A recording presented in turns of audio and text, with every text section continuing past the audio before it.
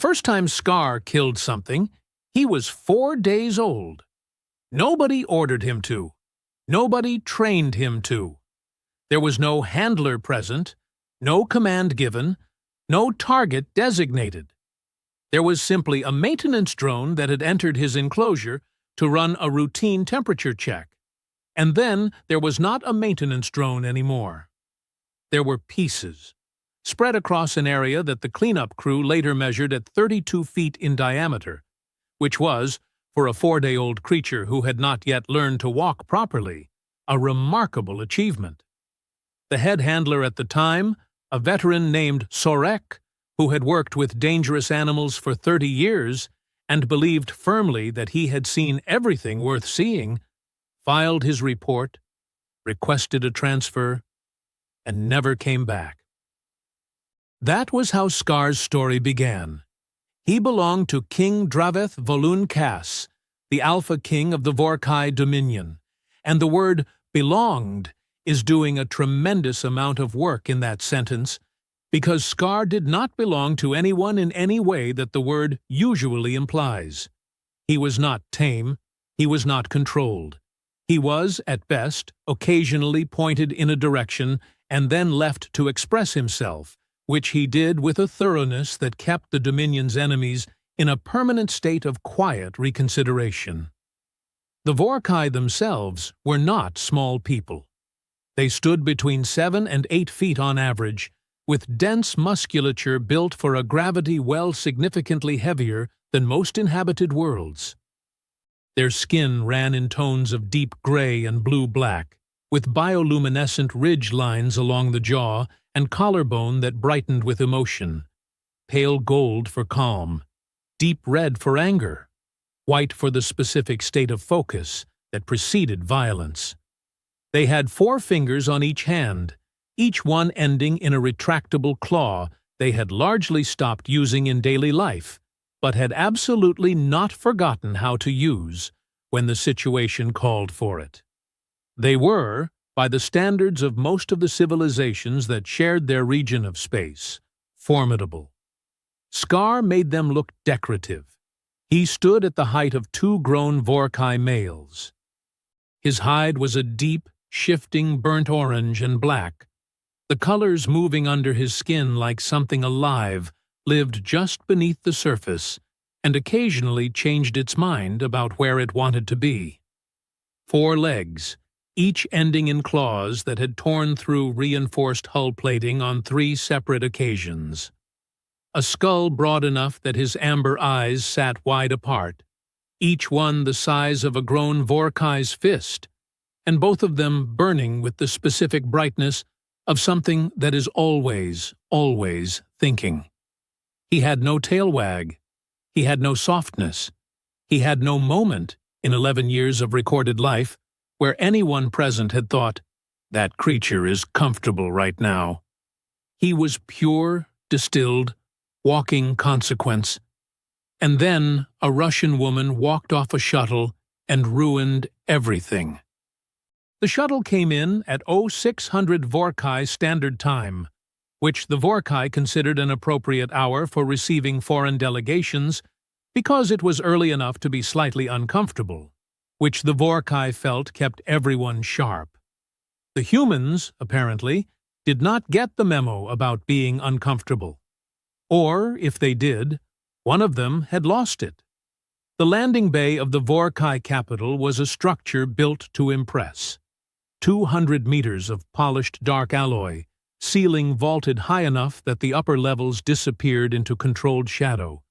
The walls lined with the banners of every territory the Dominion had absorbed over 4 centuries of expansion. The Vorkai Welcoming Committee stood in precise formation. 40 individuals, ceremonial armor, ridge lines glowing a measured pale gold that communicated calm authority without warmth. The shuttle touched down. It was a small vessel, lightly armored. It had the look of something that had crossed a significant distance and was honest about the fact, a few scorch marks along the port side from an atmospheric entry that had not been entirely smooth. One landing strut that extended a half-second slower than the others. It was not the shuttle of an empire announcing itself. It was the shuttle of people who had somewhere to be and had come. 6 people descended the ramp. The diplomatic lead was Councillor Fen Okafor, a broad-shouldered male who moved with the careful, measured confidence of a man who had spent his career walking into rooms designed to make him feel small and had made a professional practice of not feeling small. He had done his research. The bow was correct. The greeting was correct. His ridge assessment of the welcoming committee, because you learned to read ridge lines fast if you worked in Vorkai diplomatic circles, was accurate, and his response to it was appropriately calibrated. Behind him came 2 members of a security detail, a male and a female, both compact and quiet in the way of people who are always calculating and never advertising it. The Vorkai guards across the bay registered them, assessed them, and gave them the very slight nod of one armed professional toward another. A communications specialist followed, young, blinking too fast, name inaudible. And then, 5th off the ramp, came Anastasia Volkov. She was the junior xenobiologist. She was also, and this is stated as observable fact rather than diplomatic commentary, extraordinarily beautiful. Not in the careful, constructed way of someone who has assembled beauty as a professional tool. In the unguarded, completely unbothered way of someone who had simply been born that way and had long since stopped thinking about it because she had more interesting things to think about. She was tall for a human female, pale-skinned, with light eyes the color of a winter sky that moved constantly, taking in everything. Her hair was the particular shade of very pale blonde that looks, in certain light, almost silver, and it was braided back from her face in the practical, no-nonsense manner of someone who had solved the problem of hair and moved on. She was carrying a bag that was significantly too large, and she was already looking at the ceiling. Not the shuttle, not the welcoming committee, not the 40 armed Vorkai standing in ceremonial formation specifically to be looked at. The ceiling. She had a small recording device out and was documenting what appeared to be the structural join between the primary vault arches, and her expression was the specific expression of someone who has found something genuinely interesting and wants to understand it properly. The Vorkai Welcoming Committee performed their collective assessment of the human delegation and assigned threat values accordingly. Anastasia Volkov received the lowest threat value of anyone on the ramp. They would not make that mistake again. The throne room of King Draveth Volenkas was a masterpiece of psychological architecture, and it worked on everyone. The hall was 200 feet long and 40 feet high, with walls of dark, light-absorbing paneling and a floor polished to a mirror finish so perfect that every person who walked across it saw themselves walking below themselves, which was unsettling in a way that bypassed rational thought and went straight to something older and less manageable. The throne sat at the far end on a raised platform, and the walk to it was designed to be long enough that by the time you arrived, you had spent considerable time watched, exposed, and aware of exactly how small you were in this space. It worked on ambassadors. It worked on military commanders. It worked on a delegation from the Sorin Compact who had arrived with 47 personnel and still found themselves leaning slightly forward, slightly compressed, by the time they reached the throne. Councillor Okafor walked the hall correctly. Back straight, pace even, eyes forward, the controlled posture of a man using discipline to override architecture. Anastasia walked it while looking at the mosaic. There was a mosaic embedded in the dark paneling of the upper walls, invisible at most angles, visible only when the light caught it at precisely the right moment. It was a stellar map, centuries old, depicting the Dominion at its founding extent. Nobody in the diplomatic briefings had mentioned it because nobody ever looked at the walls when they were walking toward King Draveth Volenkas. Anastasia had her recording device out again. One court observer leaned toward another. Is she documenting the hall? The upper mosaic specifically, I think. Neither of them knew what to do with this. King Draveth Volenkas was everything his throne room promised he would be. He was not the largest Vorkai in the room. His commander of the guard had 2 inches on him, but he had the quality of presence that has nothing to do with physical dimension and everything to do with certainty. He sat on his throne the way a mountain sits on the landscape, not claiming space, simply occupying it as a fact of reality. His ridgelines burned a steady, deep gold. His eyes were the particular shade of dark gray that Vorkai genetics produced rarely, and they moved across the human delegation with the unhurried thoroughness of a person who was in no rush, because they already knew the outcome of this meeting. He acknowledged Okafor. He acknowledged the security detail. He gave the communications specialist the minimum required attention. He looked at Anastasia. Anastasia had put the recording device away and was now looking at him. Her winter sky eyes were calm, direct, and openly curious in a way that managed to be neither challenging nor deferential. She looked at him the way she had been looking at everything in this room, with genuine interest, with attention, with the specific quality of focus that said she wanted to understand what she was seeing. Draveth held the look for a moment. Then he raised one hand. The gate on the left side of the throne platform opened. The sound it made was a specific sound, heavy alloy bolts disengaging in sequence, and every Vorkai in the room responded to it before Scar was visible. The ridgelines across the court shifted, gold cooling toward neutral, the involuntary response of people whose nervous systems knew that sound and knew what came after it. Scar came through the gate. He moved at a deliberate pace, each step landing with a weight that transmitted through the floor and up through the feet of everyone standing on it. His amber eyes swept the room in a single slow arc, cataloging, categorizing, assigning values to everything present. He stopped in the center of the hall, equidistant from the walls, and turned his massive head toward the humans. Okafor went very still. The security detail shifted their weight in unison. The communications specialist made a sound. From the back of the diplomatic line, Anastasia Volkov tilted her head slightly to the left, the way a person tilts their head when something is not quite what they expected but is significantly more interesting for it, and said, clearly in the complete silence of the throne room, "Bože moi, kakoi krasivi." She said it in Russian, which meant that roughly half the room did not understand the words, but tone crosses every language, and the tone said, "That is beautiful." King Draveth's ridgelines flickered. Scar turned his head toward the sound. The next 40 seconds were recorded by 7 separate court systems. I have reviewed all 7 recordings. They are consistent. Everything I am about to describe happened.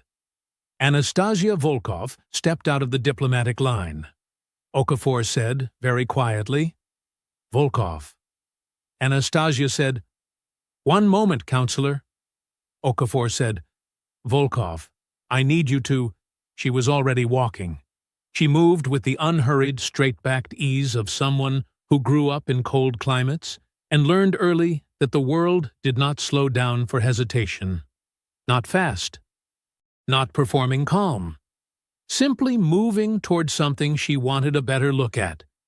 In the way she had been moving toward things she wanted a better look at her entire life, which had included, in her career alone, a frostbite-damaged nerve cluster on a cryogenic predator in the Siberian Research Preserve, a parasitic organism living in the gill structure of a deep-water creature on a water world that had no name yet, and once, memorably, the open mouth of a semi-sedated animal 3 times her size, because she needed to examine the dentition, and the sedation window was closing. Fear was not absent from Anastasia Volkov. She was a scientist. She understood risk assessment. She simply assessed risk against information value and made her decisions accordingly. And right now, the information value of the creature standing 20 feet away from her was, by her private calculation, extraordinarily high. She stopped 4 feet from Scar. The court had stopped breathing. Not metaphorically. The physiological stress response in Vorkai biology includes a suppression of non-critical functions under extreme alarm, and breathing, in that moment, was a non-critical function. Anastasia crouched. She did not make herself small as a submissive gesture. She crouched the way a scientist crouches, to get level, to get a proper look, to remove the vertical distance between herself and the thing she was examining.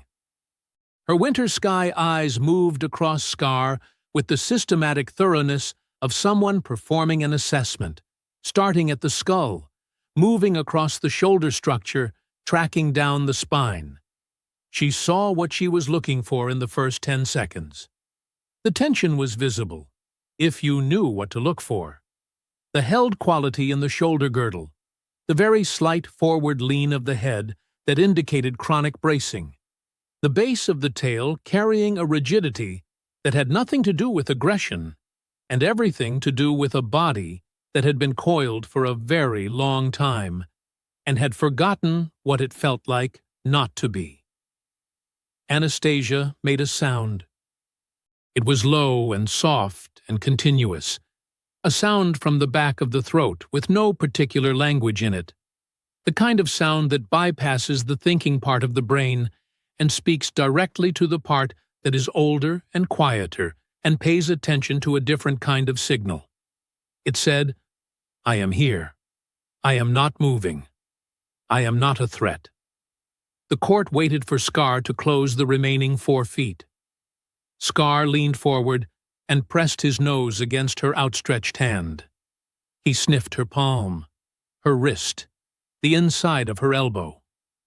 He lowered his head to her eye level to examine her face, which brought approximately 900 pounds of apex predator within 12 inches of one human woman who did not blink, did not pull back, did not change her breathing pattern in any measurable way. She simply let him look, with the patience of someone who understood that trust is not rushed, has never been rushed, and has no intention of starting now. Then her hands moved. She found the lateral sensory ridge behind his left jaw in approximately 4 seconds. Her fingers pressed in with the specific, knowledgeable pressure of someone who had spent years learning where large creatures carry their tension and how to reach it. She found the secondary point at the base of his neck. She found the third point along the upper shoulder, where the muscle had been braced so long it had almost forgotten how to release. She worked methodically, talking the entire time in a low, continuous murmur. Russian words interspersed with sounds that were not words at all, warm and unhurried and entirely without fear. Scar went still. Not the predator stillness, not the combat readiness that the handlers knew and dreaded. A completely different stillness. The stillness of a creature experiencing something new and choosing, very deliberately, to remain inside that experience instead of ending it. His tail moved first. A small thing, barely there, the kind of movement that the eye might skip over if it was watching something else. But nothing in that throne room was watching anything else. Every eye in the hall was fixed on Scar, and so every eye in the hall caught the first small movement, and then the second, and then the full, slow, rhythmic sweep that was unmistakable in its meaning regardless of species, regardless of evolutionary history, regardless of 11 years of records that contained nothing like it. Scar's tail was wagging. I want to be very clear about what this means in context. This was not a small animal. This was not a creature with a history of warmth or affection, or any behavior that resembled contentment. This was the creature that had dismantled a maintenance drone at 4 days old, that had required 3 successive reinforcements of its enclosure gate because the first 2 versions had not held, that had caused a decorated handler to file for reassignment with documented anxiety symptoms after a single incident that the official record described only as the Tuesday event and declined to elaborate on. That creature was wagging its tail. King Draveth Volankas, who had held his composure through military campaigns, political crises, and the specific slow-burn stress of 9 months of trade negotiations, dropped his ceremonial cup. The sound it made hitting the polished floor was very loud. Nobody moved to pick it up. Nobody was looking at the cup. Anastasia was no longer crouching. She had settled fully onto the throne room floor, sitting with her legs folded, both hands working now, moving across Scar's shoulder structure, with the systematic attention of someone who had identified a problem and was addressing it completely. She was talking to him continuously, and whatever she was saying in that low, warm, accented murmur, it was having a visible effect, because Scar's breathing had slowed. His shoulder carry had dropped from the chronic brace she had identified earlier, and the rigidity at the base of his tail had released into the rhythmic, easy motion that was still happening, still sweeping, still saying, in the only language available to him, "This. Yes. This." Then he lay down. He folded his legs, lowered his body, settled onto the throne room floor in front of Anastasia Volkov with the slow, deliberate ease of a creature that has decided it is finished being tense and is prepared to be something else now. Anastasia moved her hand to what she later called his ear ridge and scratched it with the focused application of someone who had found exactly the right spot and knew it. Scar made a sound. Low, resonant, sustained, from deep in his chest. A vibration that was felt as much as heard, warm and continuous, rolling out of him like something that had been waiting for a long time to have a reason to exist. The head handler, listening to the recording the following morning, sat very still for a moment. Then he said, "He is purring." He said it with the voice of a man who has spent years building a professional framework for understanding something and has just watched that framework politely excuse itself from the room. Anastasia looked up from Scar's ear ridge and found King Draveth's gray eyes already on her.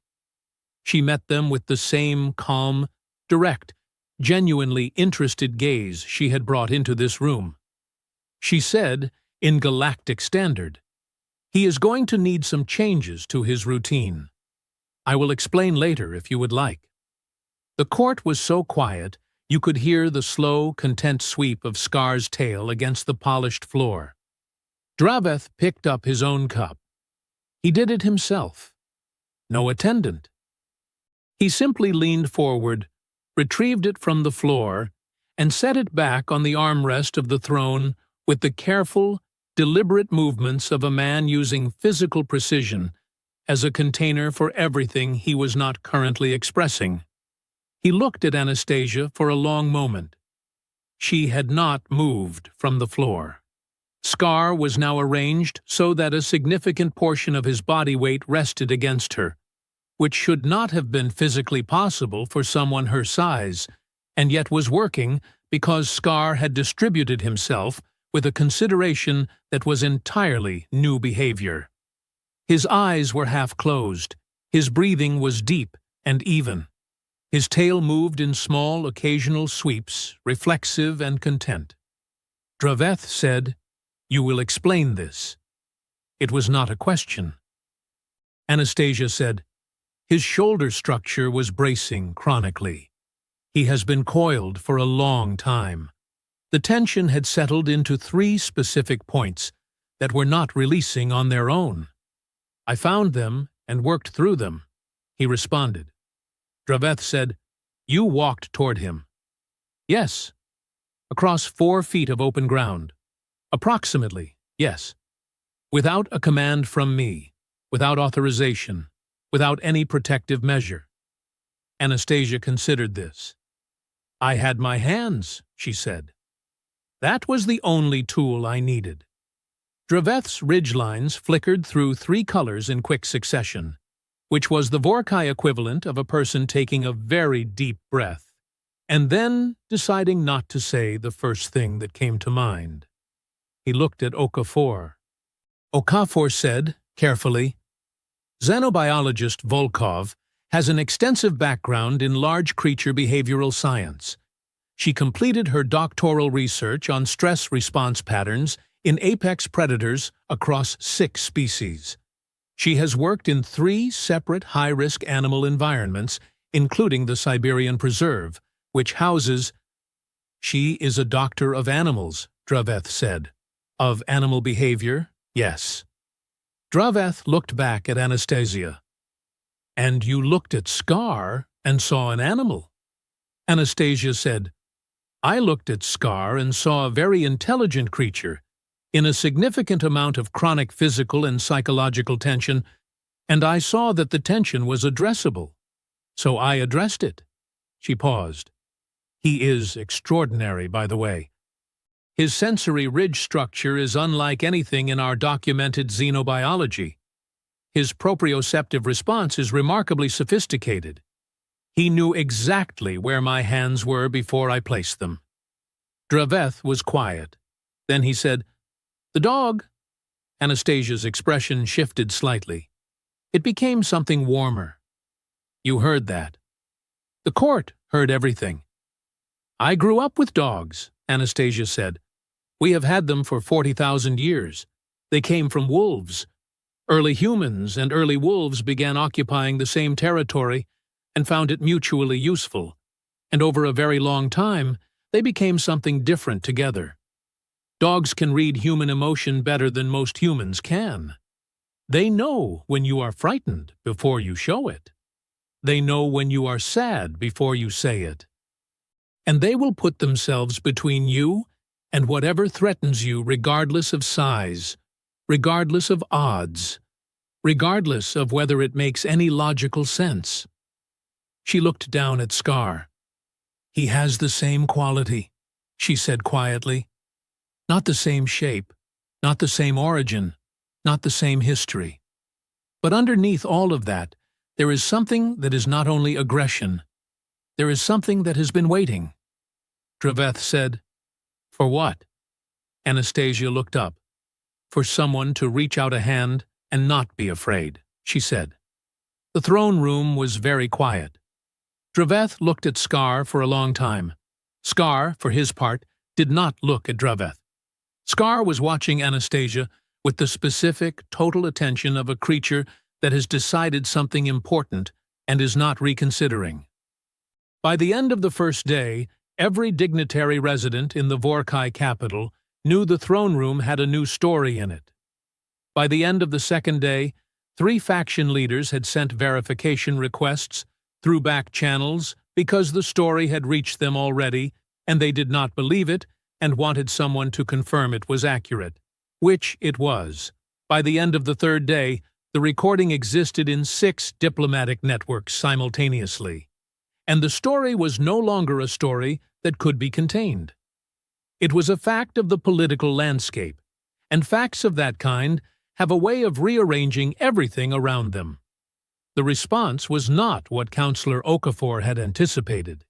He had anticipated incremental progress, small diplomatic warmth, perhaps the trade agreement language he had come to negotiate, the kind of modest gains that a 6-person delegation from a species the Vorkai, still considered young, could reasonably expect.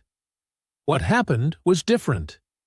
Two faction leaders who had previously declined to occupy the same reception space as the human delegation now requested private meetings. Not with Okafor specifically. With the delegation. The distinction was noted. A senior military attaché from the Soren Compact, a species whose diplomatic posture toward humans had been described in every briefing document Okafor had ever read as watchful neutrality, trending toward skepticism, spent the second evening in gradual, careful orbit around Anastasia, eventually close enough to ask questions in slow galactic standard about Earth's large animals. The questions were presented as casual. They were not casual. Okafor, watching from across the reception room, recognized the particular quality of attention of someone who was conducting an assessment and calling it conversation. Ambassador Vexa Thorum of the Gavian Council requested a private meeting with Anastasia. Not the delegation, not Okafor, who was the official diplomatic lead and had 17 years of seniority on Anastasia, and was the person all private meetings were supposed to be routed through. Anastasia, by name, personally. Vexa Thorum was 17 feet tall and had the record, in 3 decades of diplomatic service, of never having addressed a human representative directly. She negotiated through intermediaries. She had refined this into a structural position rather than a personal preference, and it had become, over time, a statement about the relative standing of human civilization in her personal hierarchy of civilizations worth addressing. She requested Anastasia by name. Okafor agreed before he had finished reading the message. The meeting lasted 2 hours. Sealed record. When Okafor debriefed Anastasia afterward, what he learned was that Vexa Thorum kept a companion animal, a large Gavian reptilian species that had been unwell for several months. Not eating. Withdrawn. Declining in ways that the Gavian veterinary system had not been able to address. Vexa had not told anyone. The Gavians did not officially keep companion animals. It was considered undignified. Anastasia had given her dietary advice, environmental adjustments, and 2 calming techniques. Vexa Thorum, who had not smiled at a foreign representative in 15 years of documented diplomatic interaction, had smiled, and then agreed to the resource-sharing framework that the humans had been unable to get the Gavian Council to consider for 3 years. Okafor sat with this for a moment. "Volkov," he said, "I need you to understand that you may have repositioned human diplomatic standing across this entire sector." Anastasia said, "I want to check on Scar before we leave. I need to speak with his handlers about his enrichment routine. He is significantly understimulated for his intelligence level, and it is expressing as chronic tension. There are several adjustments that should be made." Okafor looked at her. "The enrichment routine," he said. "He needs activity that engages his cognition rather than just his aggression response. The current setup is essentially asking a highly intelligent creature to exist in a state of permanent readiness with no outlet that is not threat-based. That is not sustainable, and it is not humane." Okafor said slowly, "You are telling me that the Alpha King's war beast needs enrichment activities." "Yes," Anastasia said, with the firm, practical tone of someone stating the obvious. "The poor creature." Okafor was a very experienced diplomat. He had built that experience across 20 years of exactly this kind of situation, where something completely unexpected had occurred and needed to be incorporated into the existing framework without the framework collapsing. He adapted. "Go see the handlers," he said. "Take whatever you need." Anastasia was already standing. He went at the 3rd hour of the night cycle. No attendance, no ceremony. He dismissed the night handler at the corridor junction with a single gesture and walked the rest of the way alone, the way he had walked it before, in the private hours. in the quiet that existed between the performance of being king and whatever remained when the performance was set down. The enclosure was large. It had been expanded twice to accommodate Scar's growth and once to accommodate the structural damage that resulted from Scar's feelings about the original dimensions. The air inside had a specific quality, warm and faintly metallic, the particular atmosphere that large predatory animals generate simply by existing in a space. Draveth stood inside the secondary access gate and looked for Scar. He was near the main entrance, not pacing, not in the coiled, half-restless state that Draveth had observed on every previous visit. The state of a creature that was never fully settled, always occupying the space between readiness and action, always somewhere that was not quite rest. Scar was lying down, facing the main gate. His head rested on his folded front limbs. His breathing was deep and slow. His body had the quality of genuine rest, the specific weight of a creature that had released something and lay in the space that opened up when it let go. His tail moved, slowly, once. The way it had moved in the throne room. He was not looking at Draveth. He was facing the main gate, the gate that opened onto the handler corridor, the corridor that connected, if you followed it far enough, to the diplomatic wing where 6 humans were housed, one of whom had pale silver hair and winter sky eyes, and had sat on this floor's equivalent surface and spoken to him in a language he had never heard before, and found something underneath all of that hard-built armor that was waiting. Draveth stood in the enclosure for a long time. He had come here before, in the quiet hours, across 11 years. He had watched Scar pace. He had watched him sleep badly, in the short, interrupted way of creatures that are always listening for something. He had watched the particular quality of a being that was powerful beyond measure, and yet restless in a way that power alone could not resolve, because what Scar was restless for was not a target. It was not a command or a deployment or a demonstration of capability. It was something that Draveth had not had a word for until a xenobiologist from a cold northern country had crouched 4 feet from his war beast and made a sound from the back of her throat, and waited. He sat down on the floor of the enclosure. He did not do this. He had not done this in his life, not since he was young and rank was not yet a thing he carried in every muscle. He sat on the floor of Scar's enclosure and looked at the creature that had made his empire's enemies reconsider their positions for 11 years, and he tried to remember the last time he had looked at Scar and asked himself what Scar was, not what Scar was capable of, not what Scar was worth in military terms or in the specific political currency of having something that frightened everyone else.